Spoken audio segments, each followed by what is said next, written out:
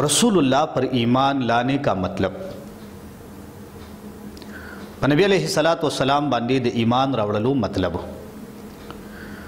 رسول اللہ صلی اللہ علیہ وسلم فرمائی یقیناً بہترین په خبرو کې خیسته خبرې دا کتاب الله دی، دا د الله د کتاب خبرې دي، او غوره هدایت دا هدایت د محمد رسول الله صلی الله علیه وسلم دی. د دې وجه نه د نبی علیه السلام د رسالت د اقرار کولو سره چې په مونږ باندې کومې خبرې لازمیږي او مونږ ته د هغې د سیرت نه کوم یو پیغام ملاویږي نو هغه زده کول د هر مسلمان مومن نارینه او زنانه د ټولو دپاره بنیادي خبره ده. رسول الله صلی الله علیه وسلم د اطاعت رسول صحیح طریقه سره زه به تاسو ته یو حدیث په رڼا کې دا بیان کما.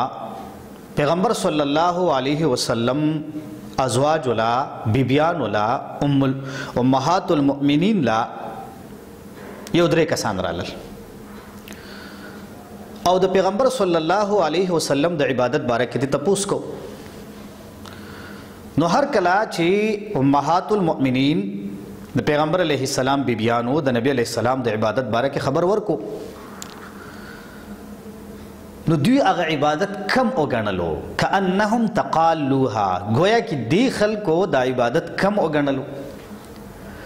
بے بخپل منځ کې وي چې اين نحن من النبي صلی الله علیه وسلم وقد غفر الله ما تقدم من ذنبه وما تأخر. یار موږ د رسول الله مقام ته نشو رسیدلی، اته خو الله مخکینی او رستنی تمام ګناهونه معاف کړي دي. نو یو پکې دا خبره وکړه هر چې زه یم زه به ټوله شپه مونځ کومه، زه به اوده کېږم نه. دویم کس پکې دا خبره وکړله زه به ټول عمر روژه نیسمه، چرته به بوزه کومه نه.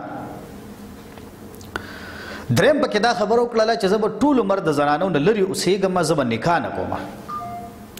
پیغمبر علیه السلام راغی دوی ته خبر شوی چې داسې کسان راغلي نو دوی ته ووی انتم الذین قلتم کذا و کذا، تاسو هغه خلک چې تاسو فلانی فلانی خبره کړې ده. نبی علیہ السلام فرمایل اما والله انی لاخشاکم الله واتقاکم، قسم په الله زه ستاسو نه ډېر یریږم د الله نه، لیکن زه څه چل کوم زه روژه هم نیسم، زه افطار هم کوم، زه مونځ هم کوم، زه اوده کېږم هم، او زه نکاح هم کوم. او فمن رغب عن سنتي فلیس مني، چا چې زما د سنت نه اعراض وکړو دا زما امتی نه دی. مطلب د دې حدیث دا دی چې پیغمبر علیه السلام په خپلو تعلیماتو کې په هر څه کې د میانروۍ تعلیم ورکړی دی.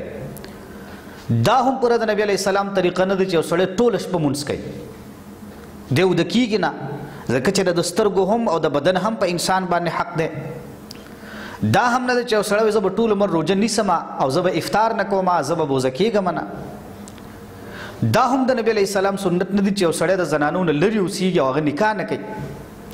نبی علیہ السلام په دې مختصرو الفاظو کې د خپل اطاعت صحیح نقشه کینچ کړې ده او امت ته یې بیانه کړې ده چې زه په تاسو کې د الله نه ډېر یریدونکی یم، لیکن زه دا کارونه کوم، زه مونځ هم کوم، اوده کېږم هم، زه روژه هم نیسم، بوزه هم کوم، او زه دارنګه چې کوم نه نکاحونه هم کوم.